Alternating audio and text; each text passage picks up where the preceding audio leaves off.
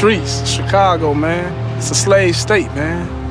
The United States is a slave state. How you think most of us got here, you know? They don't give us no jobs. You know, they send us to jail, put X's on our backs. Every day we do things that we don't want to do, but we have to do it to survive. You know what I mean? It's all set up for destruction, man. You know what I mean? Exactly. That's it. It's all set up for destruction, man. 90% of our fathers went there for us. They probably was on dope or ran off with somebody else. School only took us so far, and it was all on us after that. Either you had a wicked jump shot or you sling crack rock. Those was our choices right there. Only positive thing you can do is try to take care of your kids. That's the only thing that'll make you a man out here. You know, we live in an era where most of us die young, so we learned to really, really enjoy that little time that we got here with each other, because we never will know when we leaving. One group has to be at the bottom, and we were just that chosen group. I mean, look at the neighborhood. This the hood. You know what I'm saying? Like an ant farm, ant hill. People going to work, coming home. People raising their kids, cutting their grass. You know what I'm saying? We're a society within societies here.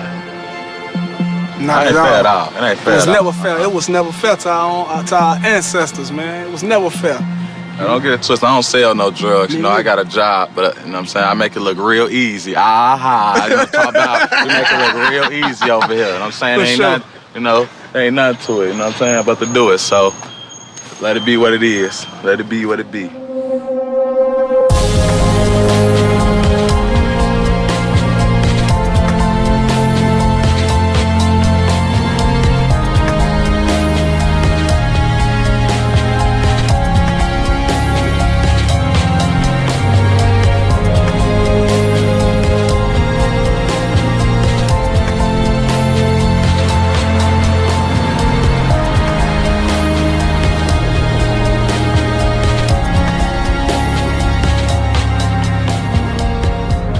This area is too bad out here. The area is too bad. There's too much shooting. They just killed 3 people over here on Cole last night. It's on the TV. Cole is right here. And there was some shooting last night that my granddaughter had to call the police. But they're shooting over here all the time. And most of the time, the police don't come over here. They catch you coming out your house or going in your house and stuff. It's just silly and ignorant to me. You know, they divide up the city. The gangs and the drug dealer. And if they thinking you making a little bit more than they want to come over here, and then if you say no, then that's where the shooting and the killing, you know, it starts. It's all over. It's all over. So, and they just don't stop, and it's just all over money and power.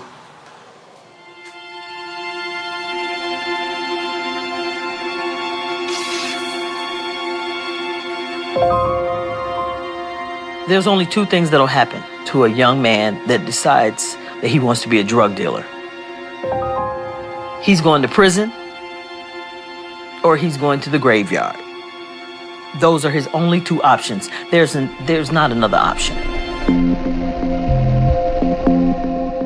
It was horrific to sit in a courtroom and hear my son portrayed as this gangster kingpin.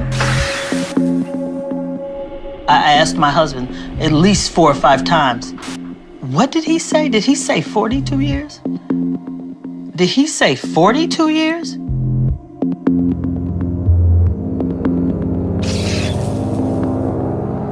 Oh, I miss him so much. I haven't seen his face in over 5 years. A little bit about 5 years. I was like, well, basically, well, what did you do for 25 years? Because the only person people like get like that, if you think is murderers, you know, or rapers or something like that, to get 25 years. And I was really kind of upset about that.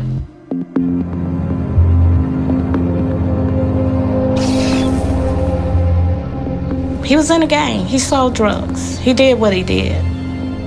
The courts and society has convicted my son. I'm not going to convict him every day.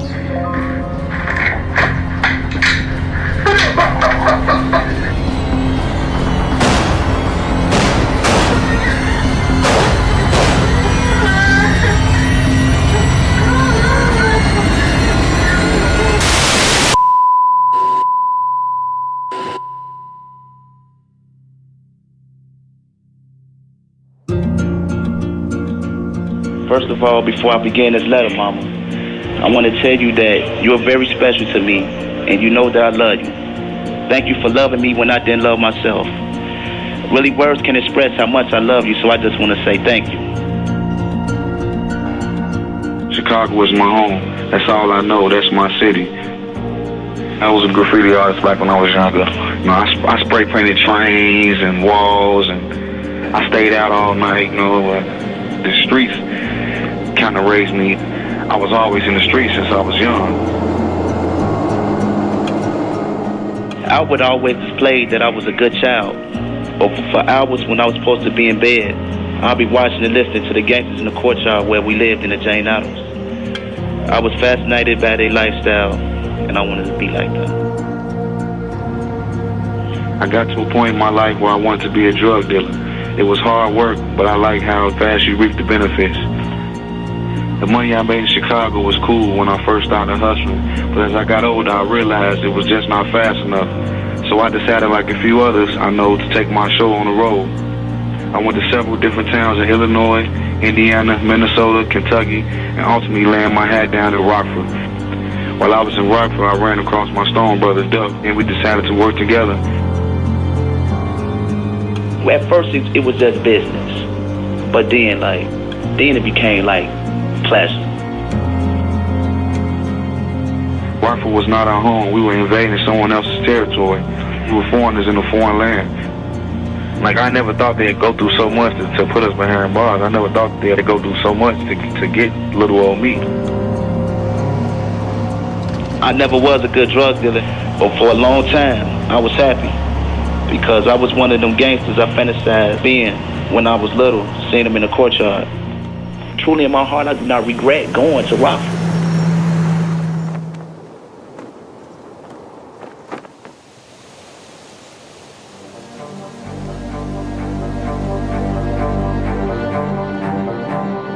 Between about 2001 up through 2005, there was a growing presence of hardened Chicago gang members that were coming out to Rockford and taking over the drug business. Word began to spread about this guy named Duck and members of the Titanic Stones. I kept hearing his name Duck, that he was from Chicago, that he was putting on a lot of dope here in Rockford. He's just a young guy, but he had a real reputation. People were afraid of him, just a little guy. The talk in the street, informant information is that this group run by Duck, Titanic Stones, were trying to take over the drug trade in Rockford, and they were moving real strong. When they arrived here in Rockford, there was definitely a power struggle, Chicago versus Rockford. We'd have our robberies, our shootings. There have been murders here. Every so often, somebody comes into power. It's just like anything else in life, you know, any business or any, you know, something always rises to the top. It was an epidemic, that's basically what it was. 'Cause they were shooting a lot of people. Random gunfire was taking place, a lot of it directed to housing developments in the city. We were having multiple shots fired during these shootings. There was one particular incident that took place on Underwood Street on a Saturday afternoon. There was a running gun battle in the middle of the street. There were 60 rounds exchanged. There were 60 casings in the street. And it was a miracle that nobody was killed. I mean, there were children out playing, the rounds were flying, and everything went back to Duck. Now we're coming up on Central. We're still on the west side of town here in Rockford. We're gonna go by the Auburn Street McDonald's where Julio Allen, a member of an opposite gang here in Rockford, was confronted by Duck Davis and Bradford Dotson. Bradford Dotson, who had the nickname of Hustler, played the role of enforcer. Duck's orders at the McDonald's restaurant at Auburn and Central tried to carry out a hit in retaliation for a home invasion at one of the gang's drug houses.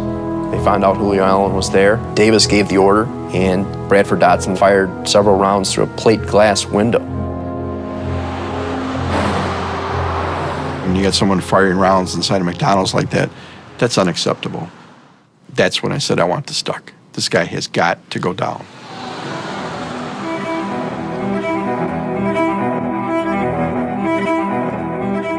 We initiated a federal case. Did an awful lot of surveillance, following people, watching people, talking to informants. We started to see the pattern, the way they were selling narcotics was the same. He was using different locations in the city, renting houses. Normally he would have a lady rent the house in her name. Nobody would live there. They would just use it strictly to sell drugs. The end game for us here was to take out the organization as a whole. The Rockford Police Department had executed search warrants at many of these drug houses and only gotten small quantities of crack cocaine or heroin, almost always heroin, and he was never there. He wasn't the one selling it. We were lucky enough to have a confidential informant who was providing us with a wealth of information and told us that she had been approached and asked if she would be interested in renting a house on behalf of Duck and the Titanic Stones.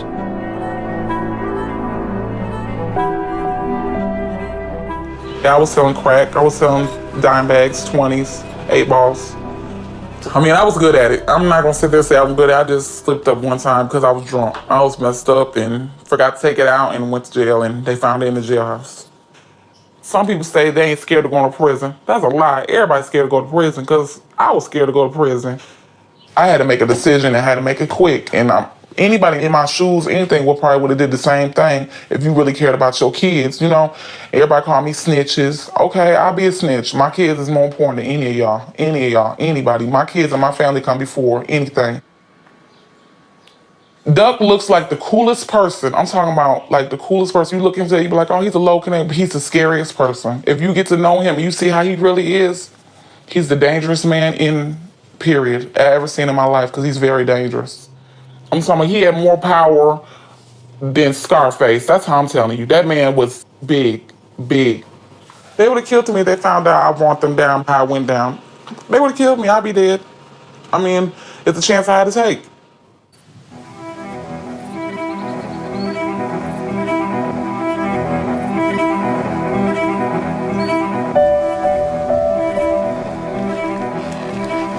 Summer's coming on now. Yeah. Gonna get hot, gonna get busy. You have any time off? Because I gotta bale all that hay. You still gotta protect the street, too. I grew up in a small town here, real small town. Not even in the small town, outside the small town. Grew up on a farm, raised beef cattle. When I was growing up, I actually wanted to stay on the farm and raise cattle, and Dad told me that the market was going bad with cattle and there wasn't any money in it, so I had to get a job in town. This is where I ended up. He does have pretty gait. Yeah. Beginning of the case, I was working in the narcotics unit, and my brother was in the gang unit. And we were both working both angles of it. And Barry came to me one day and said, hey, man, I got an idea. Do you think this will work?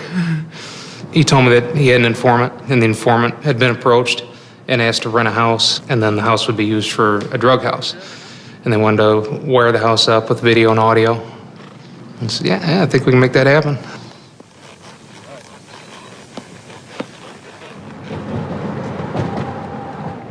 This is where the house was. The house was donated to us. It was scheduled for demolition. It's the spot right there. And it was pretty much disgusting when we got it, but they were kind enough to just let us do whatever we wanted to do. We parked in this driveway and carried lots and lots of carpeting and junk inside. Well, we chose a location because at the time, the targets that we're looking at were looking for an east side spot. This is our near east side of town in Rockford. They were looking for a spot that had alleys, that was pretty much hidden from the general traffic, but could be accessible to somebody that want to get in and get out. It was boarded up. Every window, every door was boarded up. Inside, the carpet was rotten. The flooring was a mess. All the utilities were not functioning. We would come over in our undercover vehicles. We would paint carpet, do electrical work, plumbing, just totally redo the house. But we added things to it. video and audio.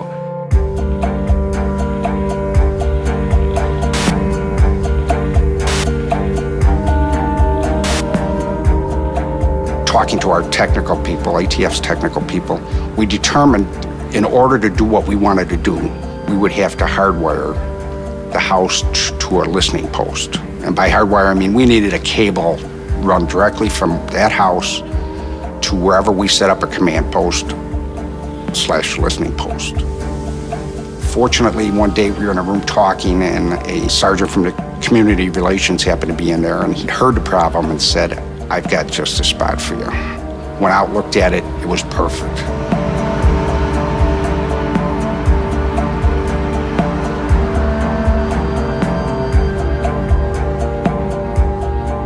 The factory or command center that we used was an old model paint factory.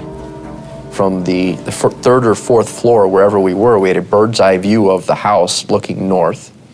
And the command center was set up so that there was a monitoring room where you'd have 3 agents at 3 separate monitoring stations and then a supervisor in the room. And each of those stations monitored a particular room in the house at 1023 Kishwaukee. One for the kitchen, one for the dining room, one for the living room.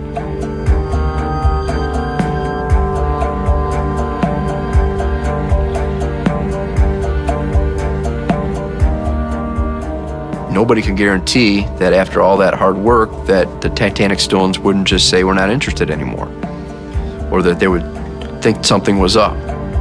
So there were some tense days leading up to August 9th. But when I took Duck to show him that house today, he loved it. He loved it. I'm talking, he fell in love with it. He said, "Man, call that motherfucking landlord right now and tell him you want it." He said it's low key, it's off of the back in the alley. It's interest for the smokers to come in from the alley and nobody gonna see him. It's 2 ways to come in from the back way. He wanted it. We didn't even use the front door. He wanted it. He was like, tell him, yeah. So I called. I was like, Duck wants it. He said he wants it. I said he likes it. I said he loves it. Finally, on August 9th, it worked out. And within a very short period of time, a couple of hours, the keys were turned over. And within an almost identical short period of time, they're moving in.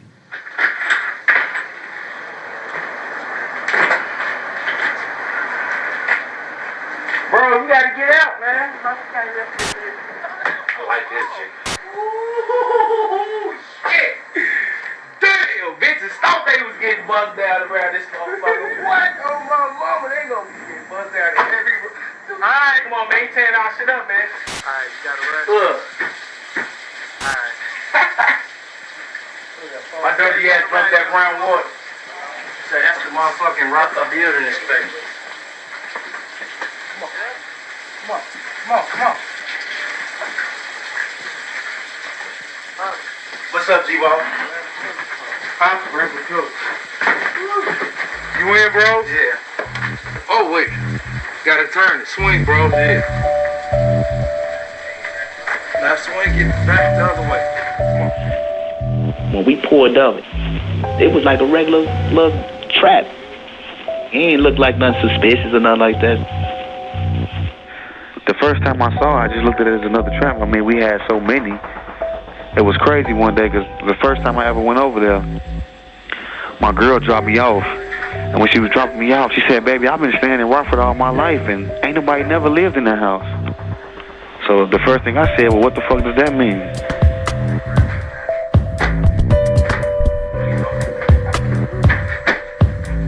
You see furniture coming in, and Duck, and Little Steve, and Bradford Dotson, and Ambrose Jones. They're carrying couches in, they're carrying chairs in, and they're setting up shop. That night, they're selling dope. What's up, Shane? Y'all all together? Yeah. What's y'all want? 40. 40 what? 40. You know y'all got one, y'all gotta do one. Yeah, that's what he said. That's no problem.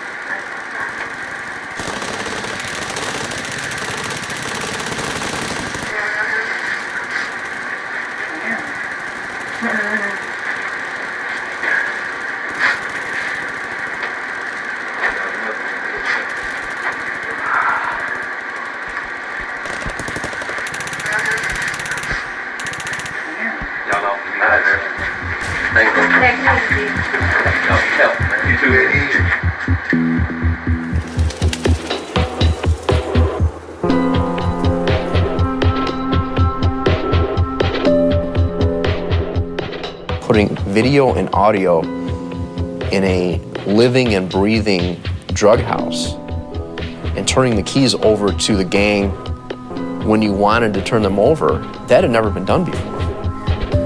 It is really an underclass and subculture that most people really never see.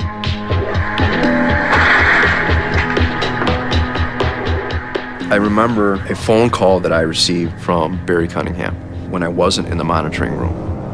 And Barry's words were, "We're in a hornet's nest here." Dude jump out the car, yeah, twice. I'm squeezing at his ass. He get low. I jump out, running at his ass. Yeah, you was squeezing at his ass. Boom, boom, boom, boom. He put that little shit up, got to run, they pulled it off left and shit. I never seen no shit like that, boy.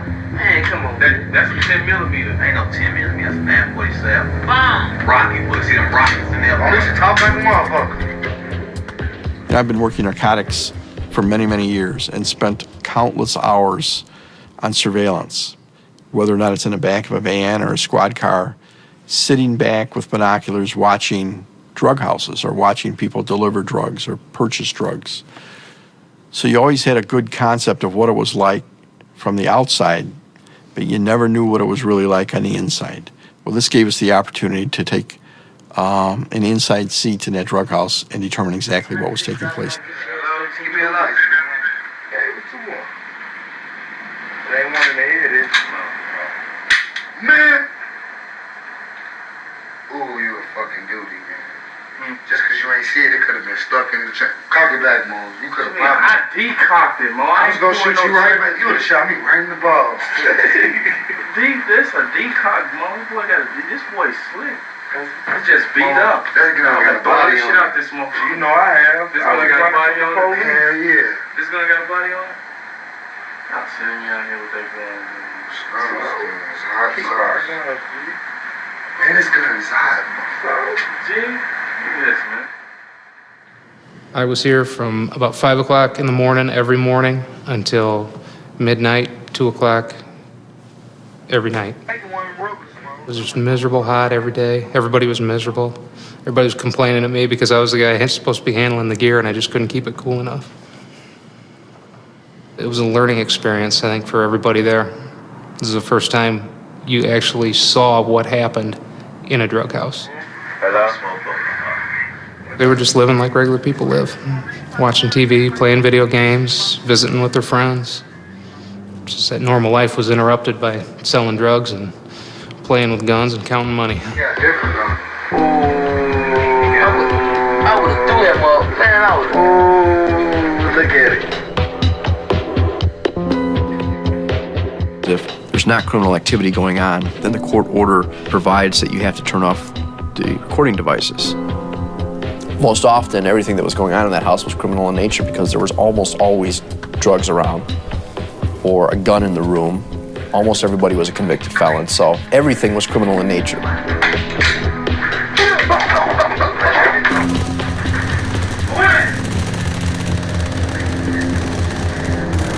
man, to the window. Go to the window. You call me. I snort so loud, this thing is a lumber camp. Alright, Joey, man. Alright, Joey. I mean, it was a pretty simple operation. Whoever was in the house at that time, people would come to the door. They knew the majority of the people coming to the door because of the fact that they were dealing with them on a regular basis. I mean, they would lay around all day long on the couch just waiting for someone to knock on a door so they could sell dope to them. Window, G. For me? Yeah, window, G. It's the window, Rush. The window? I'm gonna get the window. What's wrong with the window? What's wrong?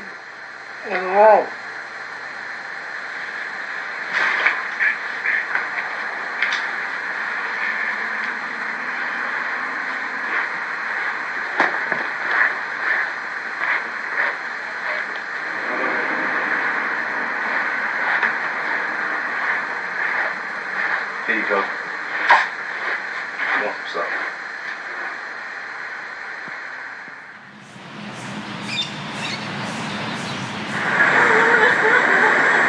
should have thought about it before you was running your mouth, bitch. Get in there. Get in there. The police coming anyway. Get in there. They don't gotta call the police. Thought it was a joke, bitch. Yes, you did.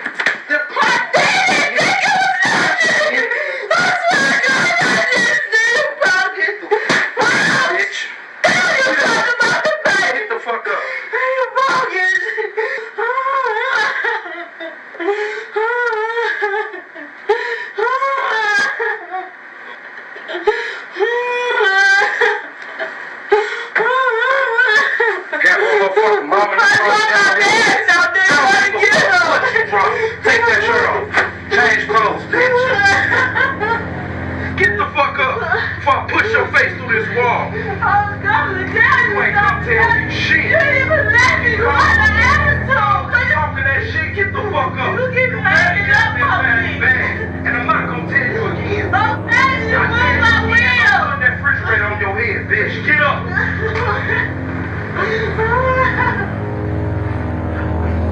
This group was associated with so much violence. Once those microphones were turned on and those cameras were turned on, while there was some relief that it was working, the tension didn't necessarily subside because it became very obvious to us that this gang was for real, and the reputation that preceded them was one that was appropriate.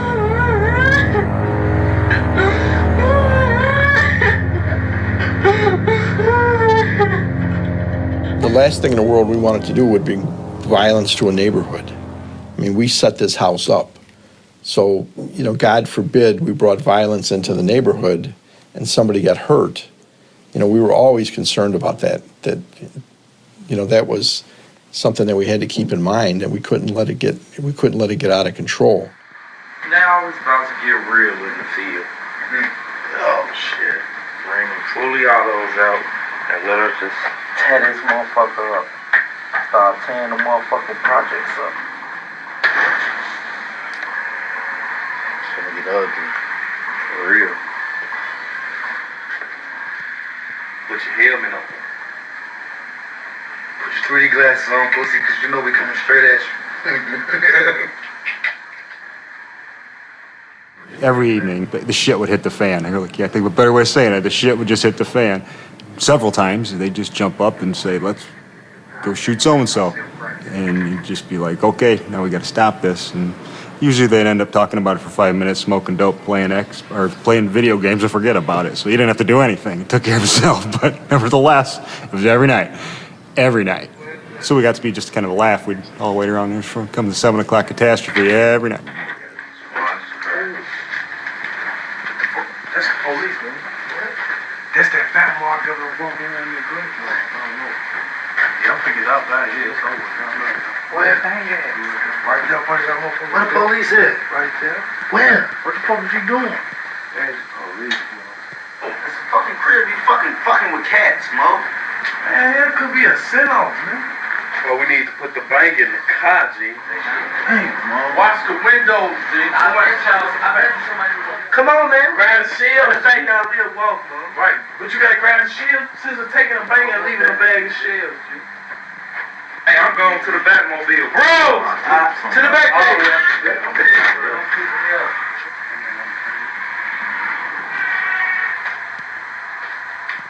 Who live right there? Man. I'm sure. You sure? Need curtains. Yeah.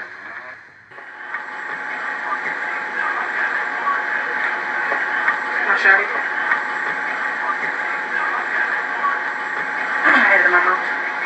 Yo, Mal, you was gonna swallow all this. I was gonna choke to You die. silly. Shit. I'm gonna be on the floor straight there. That shit ain't gonna kill you.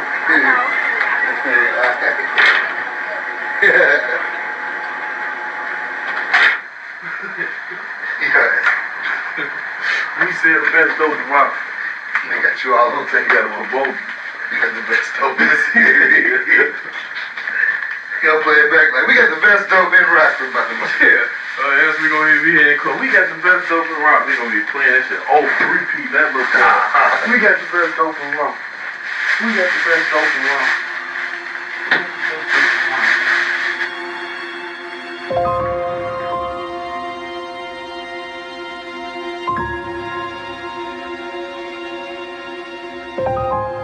didn't find out that he started selling drugs until I was 16 or 17.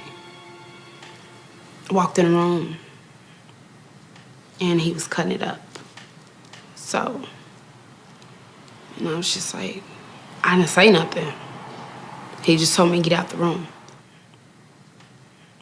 Not until the feds was looking for him, we really sat down and had a talk. And I was like, Montreal, you need to change your life. I said, there are so many things you can do. I'm like, you can do things that your other friends can't do. I just found out recently some of them can't even read. He could read. He knows how to play the saxophone. And trust me, I used to try to whatever instrument he used to play, I used to try to learn how to do the saxophone. It is hard. All those notes and all that, it is so hard.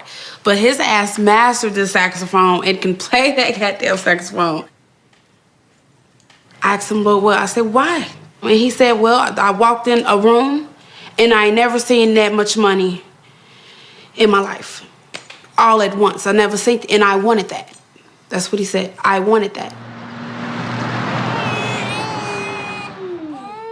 I used to see my great-grandma. Yeah. And my grandma don't want nobody to spank it or do nothing to it. Ow. Oh, okay. This is our little family.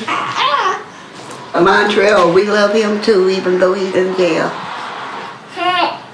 I miss him. Yeah, I do too. Let me tell you something that I told Montreal and everybody else in jail. They did not send for you. This was your choice. They did not send for you. You don't have to do what you see little Johnny do, a little Calvin do. You don't have to do this. I know plenty of people that I knew that was doing things wrong even since I've been grown. Did I get out there and do it? No, because I know better. Everybody has a choice. That's including Montreal and everybody else. You and everybody else. We have a choice. Because you don't have to do what the next person do. I'm like me. I am my own model. And a lot of people talking about these basketball players and these movie stars, they try to portray these people as role models. They are not no role model. I am the role model in my house. That's what you should do. Stand up, mother and father, and be the role model in your house.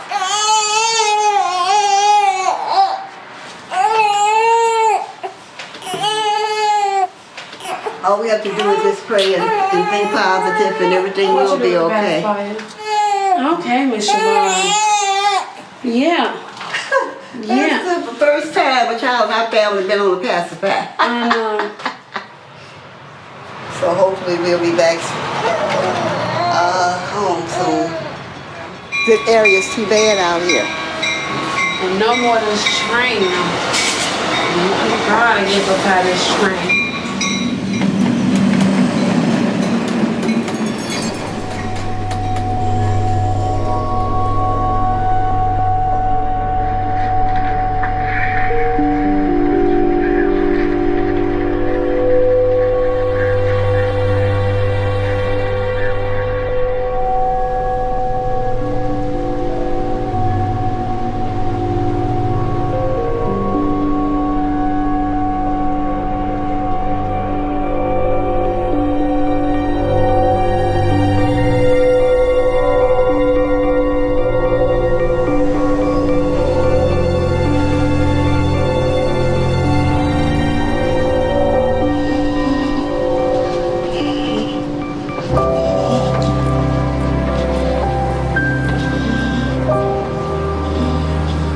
If you came to my house when I was growing up, oh, you knew it was a holiday. We be eating like mad, 24 hours, all day, all evening, all night. You could smell the nuts, the cakes, the pies. We had a big pot of chitlin. Then you had a big pan of macaroni and cheese. And then you had a big bowl of potato salad. Then you had a shrimp salad. And you had fried peach pies. You have the sweet potato pies, custard pies, and great big pot of greens, great big pot of string beans, salt pork going all through these baked beans and strips of bacon on the top. You ever had grits and chicken? Well, see, that's what my grandmother would do sometimes just for breakfast. We always had food. My house is my life, the memories and the things that I used to do there and the cooking, and it's nothing like having something of your own. You don't have to worry about nobody running over your head, and you keep your house clean in your backyard, and you can always go out there to cook and enjoy yourself. We were all, might as well say, raised up in that house. The house was my grandparents' house. He was born there. Letitia and Montreal was born there. Even though it is in the shamble, I feel like I'm at home. And I always go over there to clean up and sweep up. I can't wait to get back over there. When I go over there, I hate to come back this way. Hyde Park offers so much that the other areas to me don't offer.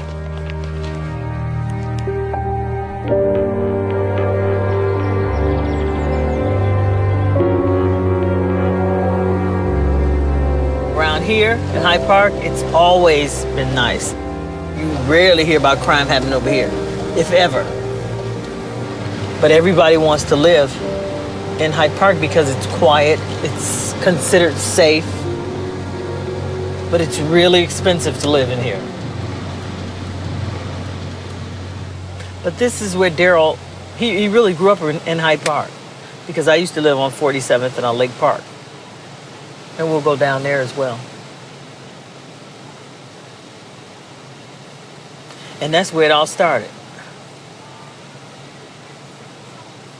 The ditching school, the hanging out with the wrong crowd. That's where it started. Daryl had a chance. He didn't have to make the choices he made. He had role models.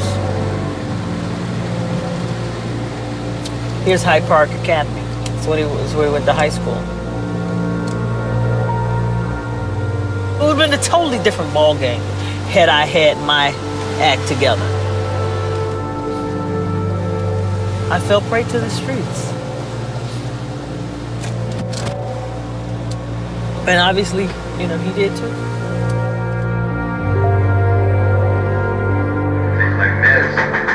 Who is it?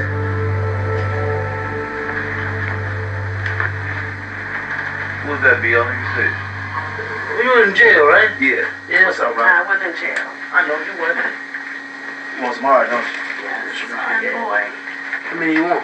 Well, I want one. Give me one of them squares, son. I had candy bar. You bust them down? What's that? Make them bust down. Fuck you, man. Yeah, you got your missile with you? Yeah, bro. Yeah. Fuck you, make it do that shit, right? Man. Right. No problem, man. I'm just up here. See, man? Clean. I see. I don't blame you, bro. Get that from the got. Oh. All right, guys. Thanks, man. Yeah. So you know where the spot at now? Yeah, man. Yeah. Bring a friend or something, man. All right, bro. Thanks, man.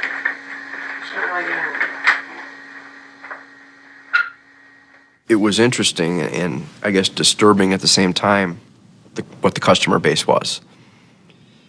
And there were people from all walks of life. People who looked like they just gotten off work at 5:30 and stopped at the drug house to get their heroin fix.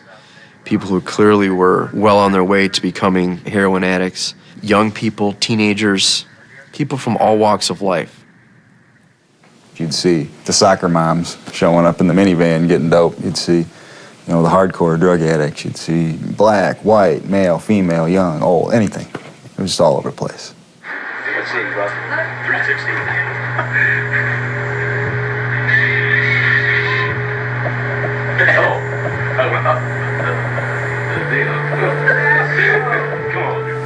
Many times your victims are not the best citizens themselves, but they're still a victim. How'd they get to this point? They're taking their life in their hands to go to a neighborhood they know nothing about, to walk into a house they know nothing about. There's guys in here with guns, to purchase a little bag of powder. What went so wrong in their lives to put them to that point? And this is a small part of a huge picture. How big is this drug problem throughout the world. It's beyond explanation. It's huge.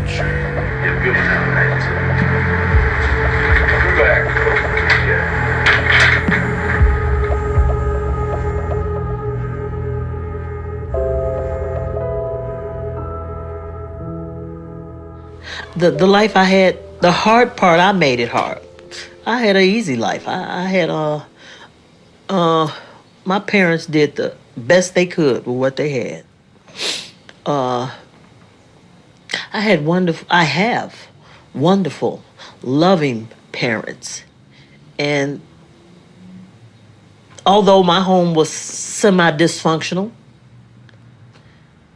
my parents did everything in their power to make sure I didn't use drugs.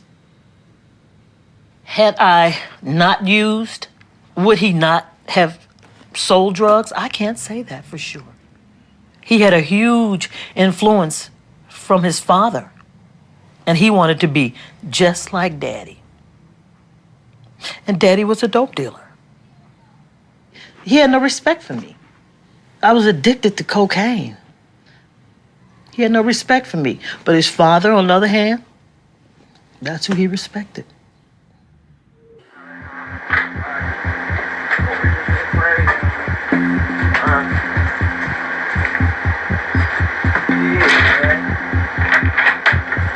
I've been trying to play.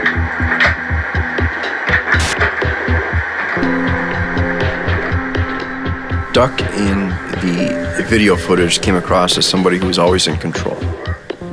When he walked in, anybody who was in the house sort of perked up, and Duck was there for one reason, which was to deliver drugs and to pick up the money, most importantly. You went to the go today?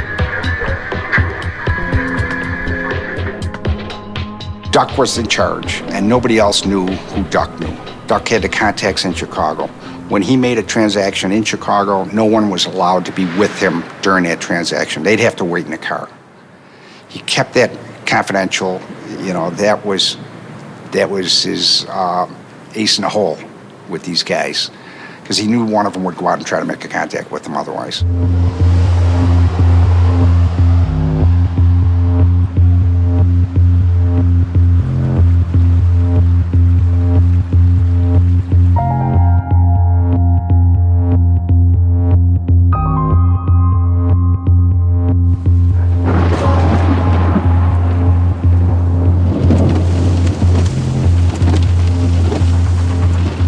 When he needed to re-up or get more crack cocaine, he went into the city.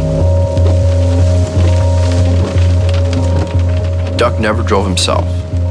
Most often his driver was Ambrose Jones, somebody who was in his very tight inner circle, somebody he trusted.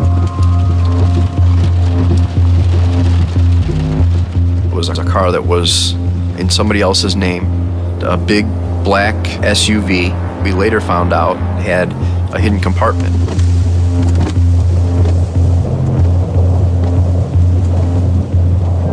But he went in and picked it up, brought it back to Rockford, where he mixed it and stored it at his girlfriend's house, away from where he slept or did his business.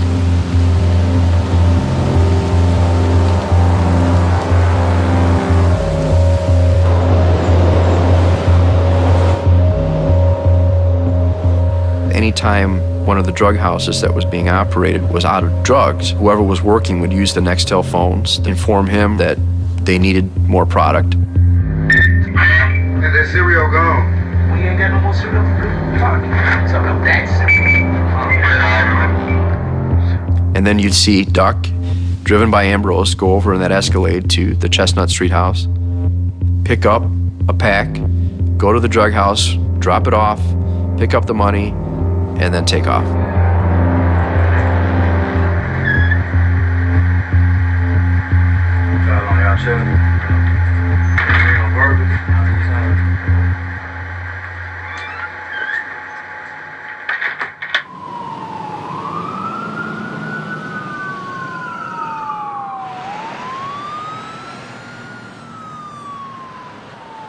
It ain't safe around here. It be shoot, fights, all type of stuff. That's how I know it's bad. It's a gunshot bullet right here.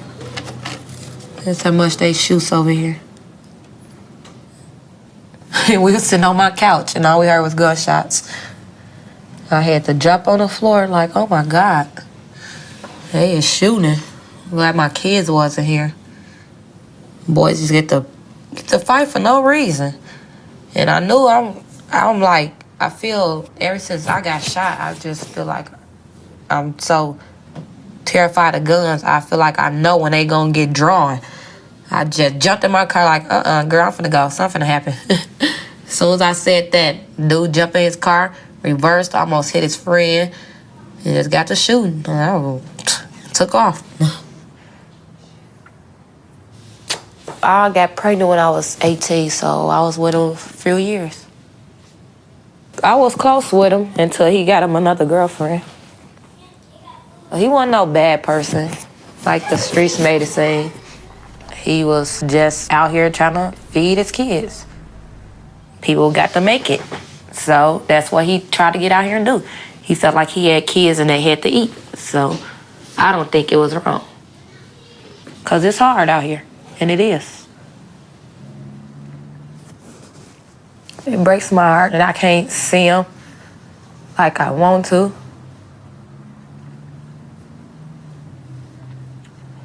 Yeah. Then my kids, they be want to see him and they can't. I don't know. But wish he wasn't locked up. He left me with 2 kids. That's the only thing I was really mad about.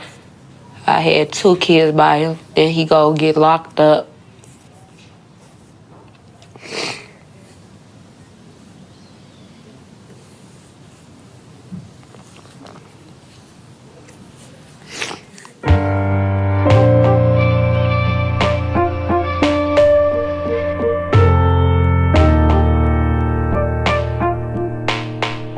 First met Duck in like 96, 97, when our gang was in tour with they gang.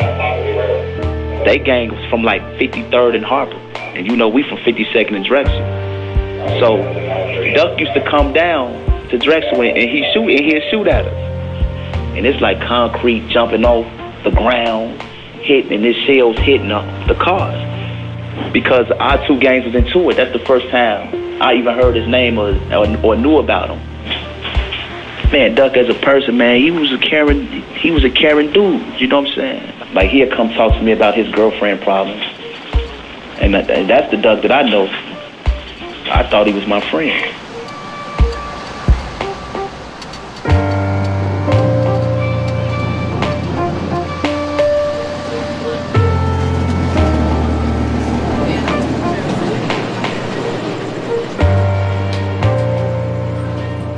Didn't hurt so much for me as I did for Brandon. He has uncles and he have grandfathers and he have cousins and whatnot that could help raise him, but it's nothing like a dad. And he was very young, and having, you know, that's all he know about his dad is in and out of jail. He doesn't look exactly like him, but he has enough of the mannerisms and just his attitude as a whole, like his dad. He's very playful, he's very smart, but just does not listen.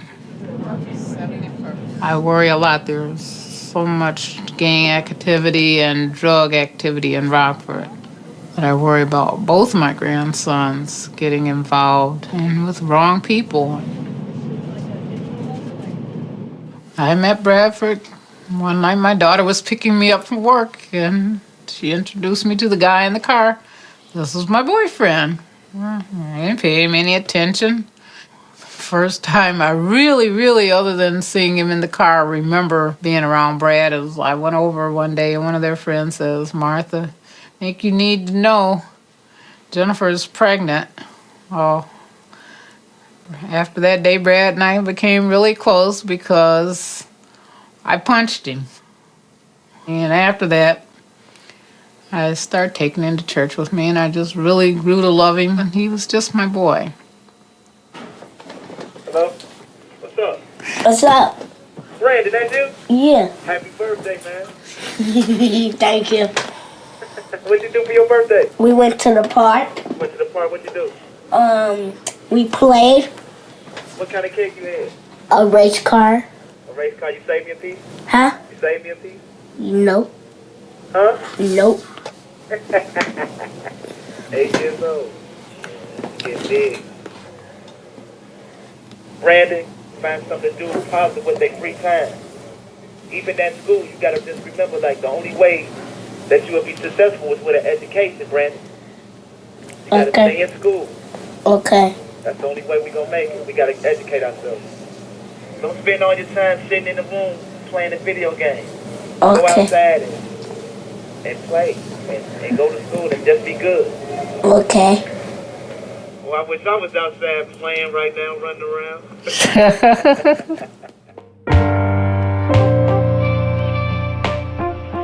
And my son's voice give me strength, man. When I hear it, it don't break me down. Like I don't cry. I'll be proud when I'm proud of that boy, man. When I hear his voice assures me that, like, man, I got a date still. You know, when I can able to get on the phone and I can hear his voice and it's so strong and healthy, that give me power to, like, yeah, I can make it out and still be able to kick it with him.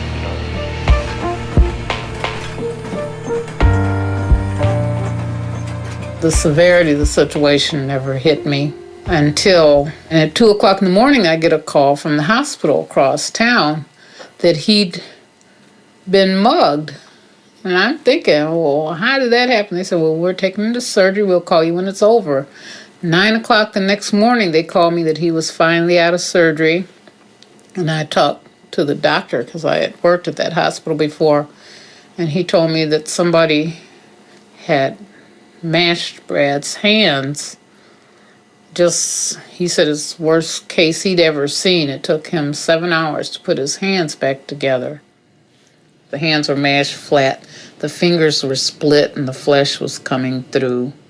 All the bones down to the wrist, just mashed. Like hamburger. If you look at the video footage from the Kishwaukee house, you see bandages on both of Bradford Dotson's hands throughout that time period. And that is from Daryl Duck Davis.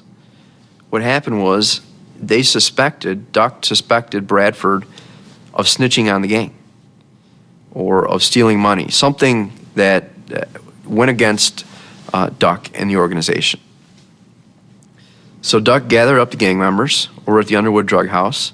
He had Joel Turner hold a gun to Bradford Dotson's head. Bradford Dotson was made to spread eagle on the floor, all of his clothes off, and Duck took a hammer and he broke both of Bradford Dotson's hands. He just hit my hands 3 times with the hammers. He busted. It don't take that much to break no hands with no hammer. He hit my hands 3 times. I did steal them guns though. I needed cash quick because I wasn't trying to be around like that, man. I stayed around because he really made me come around. When I got to the hospital, he immediately came and got me from my baby mother's house. When we pulled up to the trap, I was trying to show that I wasn't affected by my hands being broke. So I was like, man, help me move this sofa. You know, so we moved the sofa. Even though it was hurting, I wanted to show them that, like, man, I'm stronger than what y'all perceive.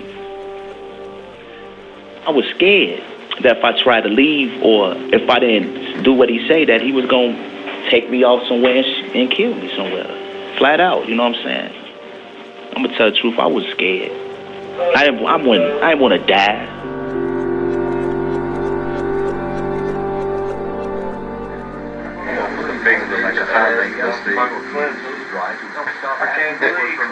Yeah, my middle finger look like a hot link been cooked too long. You know how to split like that on stove? You should see my shit when I got the Band-Aid. This hand right here, Mo, this motherfucker is this motherfucker got put in the microwave. Damn, man. All right, Grandma. Okay. Bye. Bye. I see you later. I'm going over to Hyde Park. Okay. Love you. Love you, boo-boo. Bye. Bye. Bye. What did you eat for breakfast and lunch? I had some eggs this morning. And for lunch, I had a sloppy joe. Oh, well, that's nice. You didn't have no bacon? Nah, they don't serve bacon too often. Okay. Well, I'm so glad to hear your voice, and, you know, you're doing fine, and I'm doing fine. Yeah. We're just trying to make it and trying to look forward in you coming back home with us. And that's all you can do. Oh, you got to go now? Okay, love you. I love you too. All right, bye. Bye-bye. Uh-huh.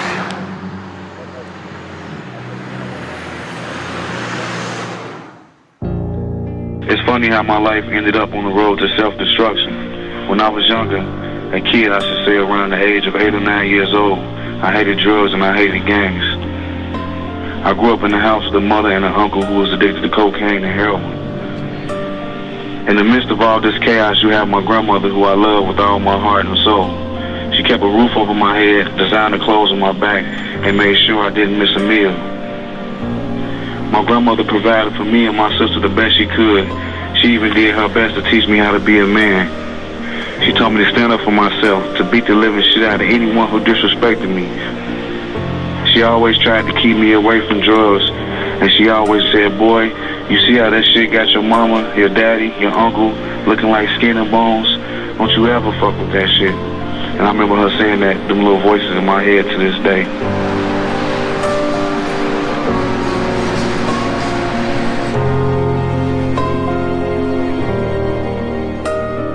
Oh, I miss my grandson very much. He's always been in my life. I raised my children by myself with no support.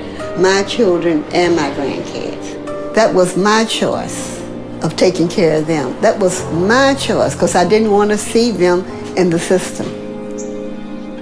And I did the best I could to shelter them as much as I could, to shelter them.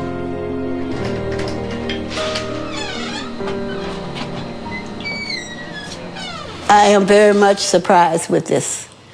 Very much surprised. And I'm also disappointed in him being in jail because, you know, as a grandparents, we don't choose these things for our children or our grandkids. You know, he wasn't raised like this here. I punched the time clock. My grandparents and my mother, they taught me to punch the time clock, and I tried to instill this in my kids. You have to work for what you get. I don't know what went wrong. I think the peer pressure, I think getting involved with the wrong type of people. I think that's where it came from.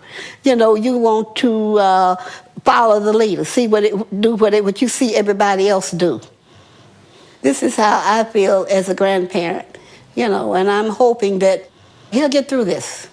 He'll get through. Is it my fault? I've been using drugs. You know, he never seen me get high or anything like that. But as a parent getting high, I wonder, is it my fault? I really feel guilty about this. You know, did I start this? Did I start him, you know, even, not saying bringing it around him, but just the idea of me doing it? Am I the cause of this? It's an effect. It has an effect on your children. It has an effect on your children because it also has an effect on me as a parent. So I'm sure it has an effect on him. I'm very disappointed in you all, too. And you know I speak frankly. All right, but I have tremendously slowed down. I haven't had any heroin in 2 months. I had started back because I got depressed again.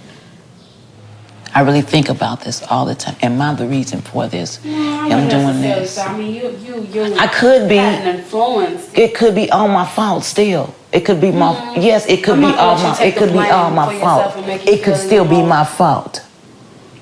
Even though you and Dad did everything, me and my trust still respect you. Never embarrassed to walk down the street, this is my mama. Walking down the street, this is my daddy. Because even though y'all did drugs, you were a good parent. You did us good. You didn't beat us. We didn't get raped. You didn't take us to no drug houses. You ain't never leave us, abandon us. So don't feel bad. Yeah, you know, you hurt us. But you ain't never did shit to us like, you know, people could say my mama did this to me, or my mama let this man rape me because, you know, she was off drugs and didn't know. Some children will sell to their mothers or give their mothers heroin and cocaine. That's something Montreal would never do. And see, and most parents expect their children that sells drugs for them to give them heroin and cocaine or to buy that for them. I've never asked him to buy me any heroin. Or even to get, no, he wouldn't do it anyway. He wouldn't give me any money for it or anything like that. He would not do that. But there is a lot of people expecting their kids. We have family members that expect their children to buy them heroin and cocaine. And I'm still wondering, am I the reason for this?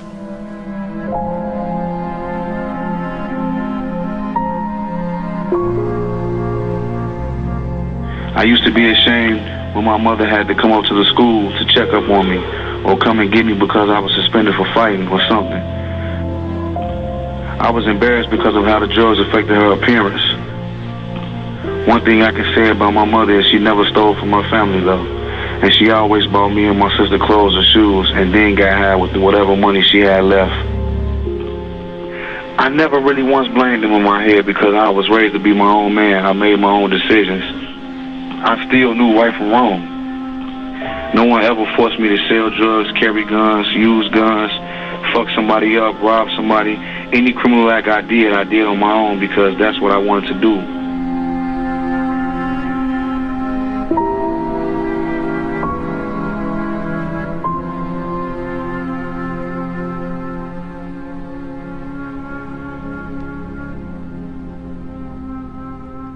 I thought I was going to die with that pipe in my hand. I really did. But I can sit here with confidence and say I'll never use cocaine again in my life. Cocaine is no longer part of who I am. Hasn't been for a long time. I botched up motherhood. I botched it. I did. Look where my son is. I remember very clearly. I had been in my addiction maybe 7 or 8 years. And Daryl said to me, Ma, I know what you're doing. And if you go down, I'm gonna go crashing down with you. I didn't hear him. He was crying out to me then. I didn't hear him. I couldn't hear him because I was so deep in my addiction, I could not hear him. I wish I had heard him. I wish I had heard him.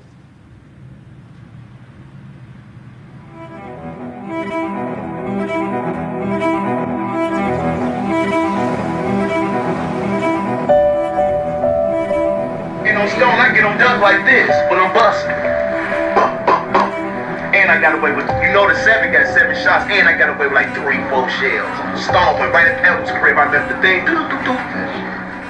My child did not have negligent parents. He wasn't hungry, didn't miss a day's meal, was not homeless. I wasn't a crackhead. His dad wasn't a crackhead, wasn't abusive. I did none of that. None of the things that society say is the reason why these children do what they do. They do it because they want to, number one. And they do it because someone has enticed them.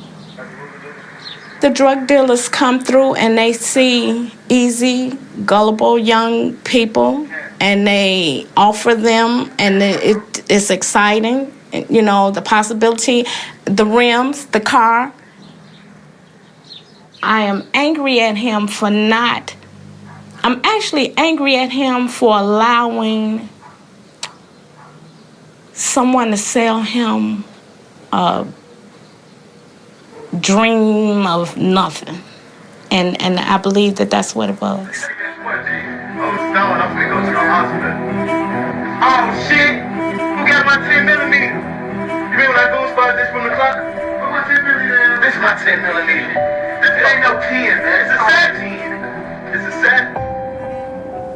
Bradford Dodson was an enforcer, just a brooding, hard case. The shooting at McDonald's, where he did shoot Julio Allen during that dinner time incident, it was just brazen. You shot in the joint too? Man, I swear to God, me and Ducks in there, man. You shot them up in the joint in the head. I shot the kids in the side. The first nigga said I did something like, y'all started bleeding. From the beginning, when I first even joined the gang, I was being somebody that I wasn't. You know, I wasn't being Bradford Dodson. I was being the hustler, who they wanted me to be, the one that they accepted. They didn't like Bradford Dodson. They liked the hustler. So for all them years, I was being a hustler. I wasn't being Bradford V. Dodson. I got my hands messed up, bandaged up. I ain't got no money. I can't get out of Rockford. We in tour with gang members all over the city. I was just going to try to find a way to get out all the way. I was going to make Doug feel comfortable to the part where, like, he'll drop his guard, and then that's when I was going to make my move to get away. My dumb ass just move around, man. I'm in the way, man. I can't move around, man. I got to, man.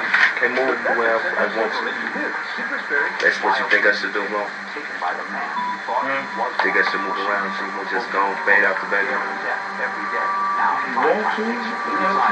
Shit, not right now, I don't want to, though, more, but I do more, but at the same time, it's on, man. I just don't want to leave it bust down. Market activity starting overseas. Tokyo's Nikkei average closed at a 4-year high today, up 100. Why you do that shit, man? Because you get pride or something? Trading in London, the FTSE opened lower.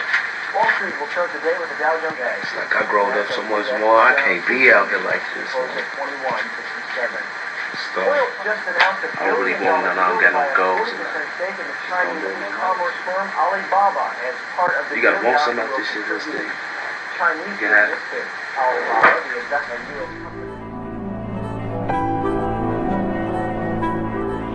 I boarded the Greyhound bus to Las Vegas. It was like 10:11 a.m.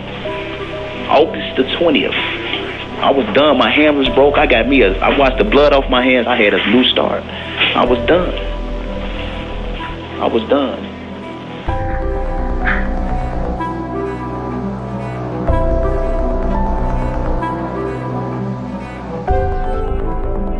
Hey, honey. Hey, Brad. Hey, Brad. What up?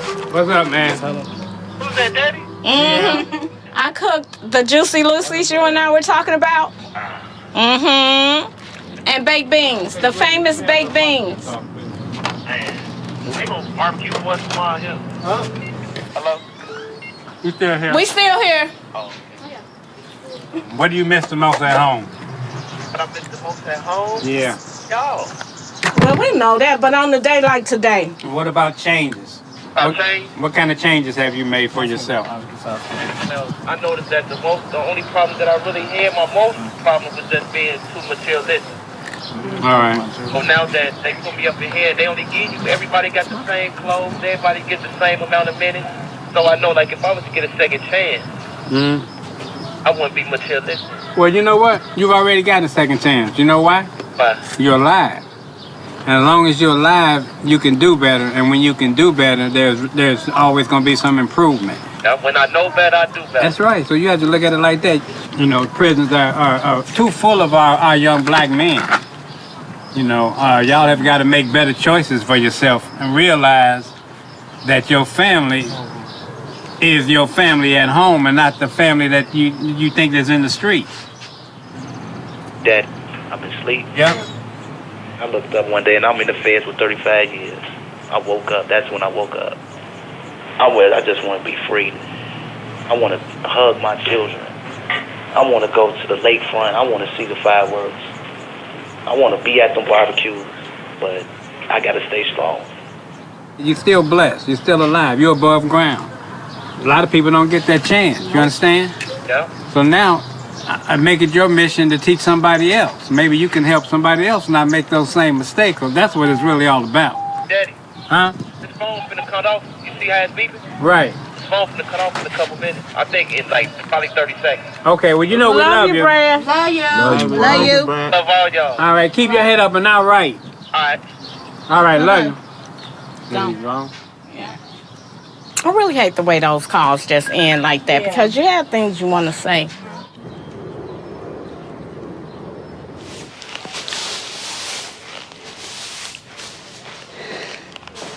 What's that? Why'd you keep the house? Why do I keep the house? Because I'm planning on one day fixing it up, and I want to have a place for him when he do come home. You know, the area is nice. My neighbors is nice. You can't find a neighborhood like this. So that's why I want to come back. Surrounded by hospitals, parks. And oh, by the way, the president, this is the president, Obama's area. He lives in Hyde Park. This was his room a long time ago. Montreal. So I'm trying to get it back together. So I don't know if I'll be able to or not. All I can do is try. I think since he's been in penitentiary, I'm not just saying it because he's my grandson, but I think he has changed. You know, I've been a parent and a grandparent. Yeah, I feel frustrated and I feel mad a lot of time, and I feel disgusted like any parent would be. You know, that's me. I really do. Because he didn't have to choose this, and now he realized so that he's made a mistake. He realized it. And like I told him, you ain't got no friends out here. I'm your friend. I always talking to my friend. You ain't got no friend. What you all doing out there is a money thing, not a friend thing. They don't mix. Then people ain't caring nothing about you. And same people will kill you or have you killed. Because I know how people are. At least he didn't get on drugs, and I'm glad of that.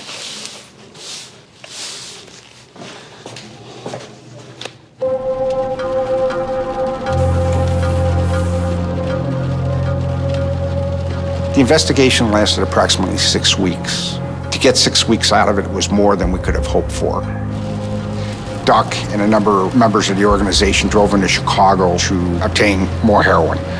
They were under surveillance in the Chicago area when they became targets of a drive-by shooting. Suddenly, out of nowhere, a second vehicle pulled up alongside Duck and an individual started shooting.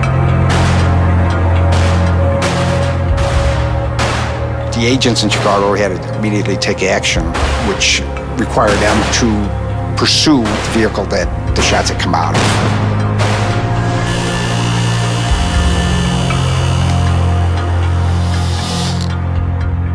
Duck could see these cars suddenly come from nowhere. He put it all together right then and there. He knew he was under surveillance, and he suspected other things might be wrong back in Rockford. Armstrong and Slick Car just rolled past. You look like his shit. Armstrong, Slick Car. He then placed a call that we intercepted in the dope house in which he warned the individuals there that he thought he was being followed by federal investigators and that they should get out of the house immediately.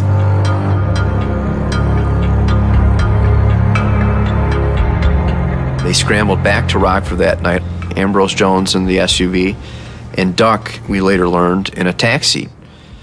That was when the jig was up, so to speak, and it was time for us to start making arrests, which is what we did on September 14th.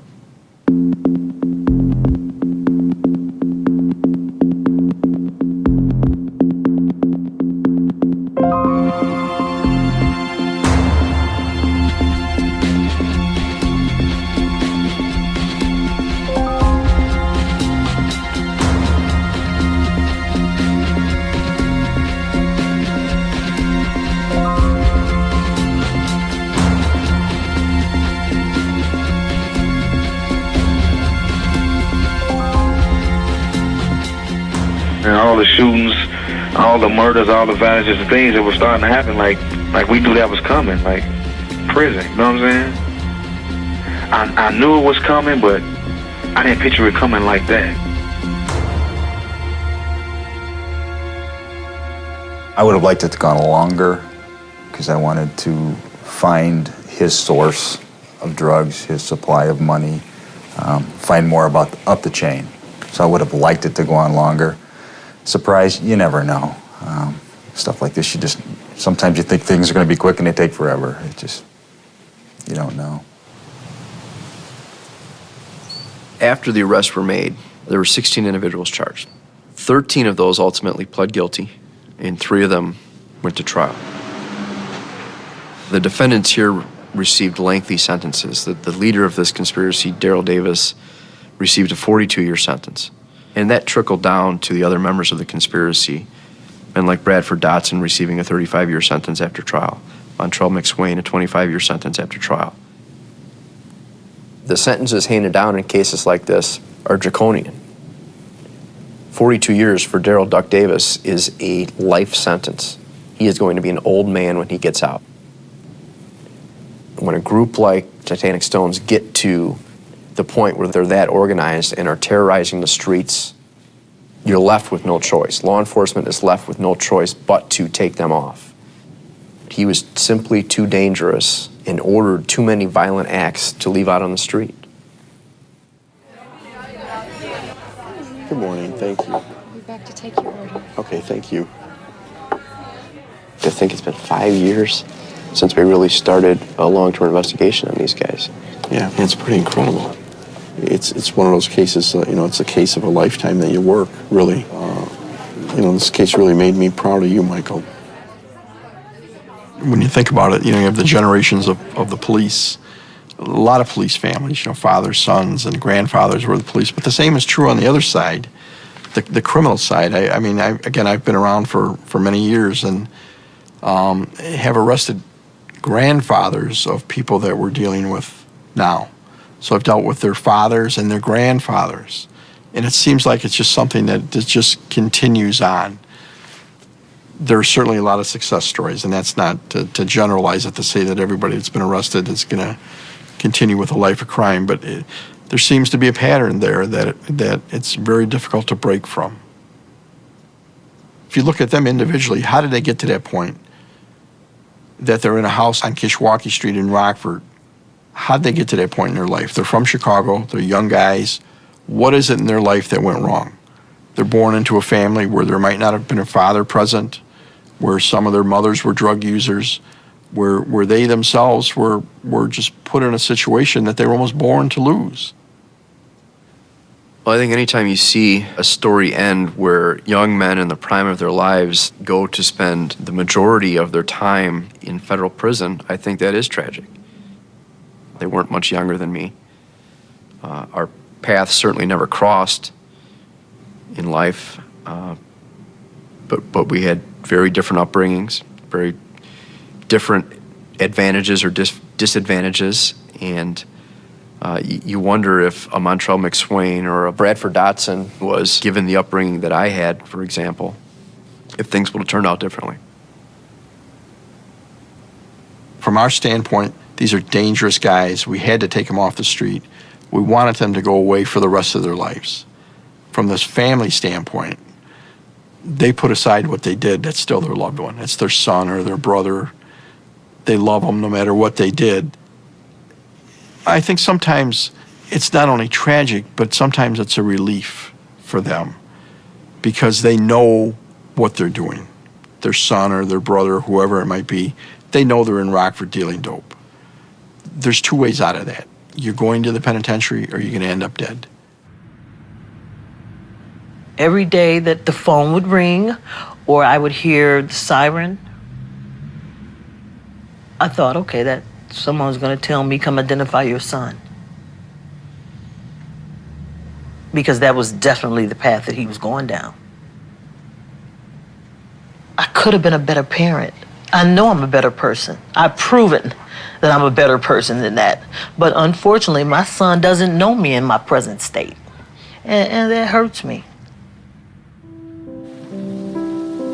Come on, it's raining. Oh, boy. My grandchildren. They're sweethearts. No. go. Get in the back, get in the back, get in the back, get in the back. No, Daryl's 6.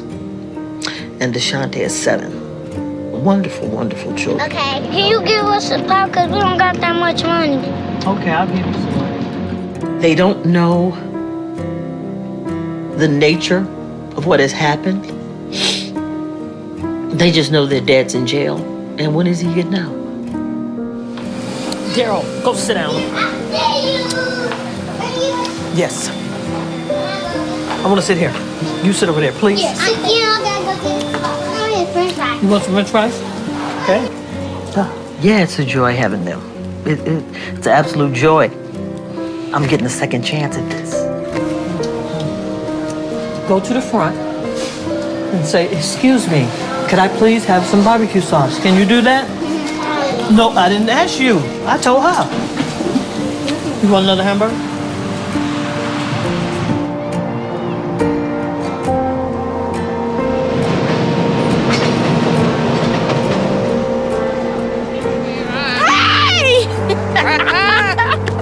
Hey, how you doing? How you been? How was your trip in?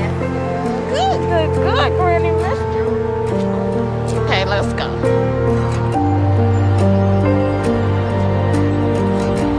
Don't crack your knuckles. Your dad used to crack his too. You see how big this part of his hand is? When you go visit him, when we go visit him this summer, look at this part of his hand. He got lumps sitting on his hands. And his hand's been through a lot. Do you hate getting off the phone like I do when your daddy calls? I hate getting off the phone with him. That call just ends so quick. It don't give you a chance to say the last or whatever you might want to say. He call you a lot? He do. He calls me at least 3 times a month.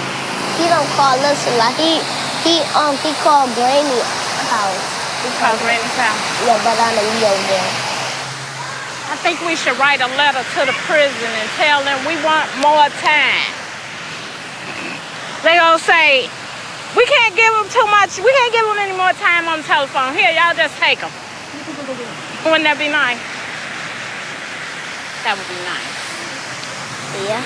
He only got 30 years left, Granny. Maybe so.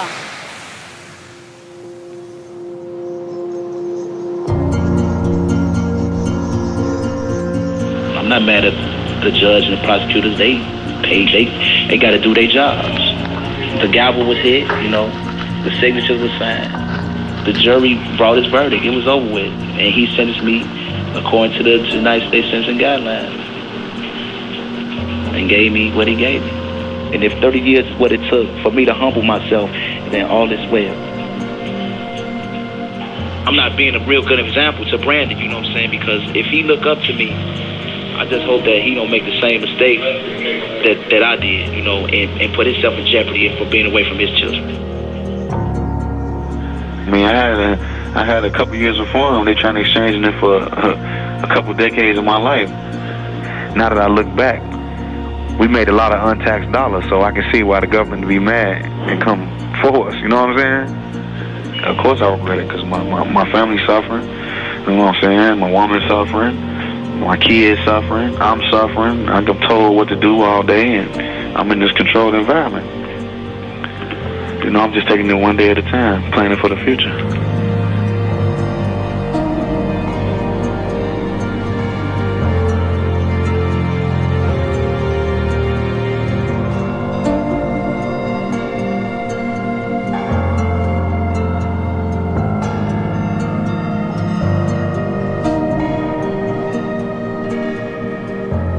I do have a broken heart. Even though they might do wrong and stuff like that, your children are your children. And I took care of my children. I protected my children. My children never had to go cross street and next door for nothing. They'll tell you how I treated my kids. My kids was dressed all the time, was dressed nice, and they were clean. That I saw to it. And my grandkids, no matter what. And I do have a broken heart. And my heart will probably be broken for a long time. I didn't choose this for him. We all have a choice, and he made the wrong choice.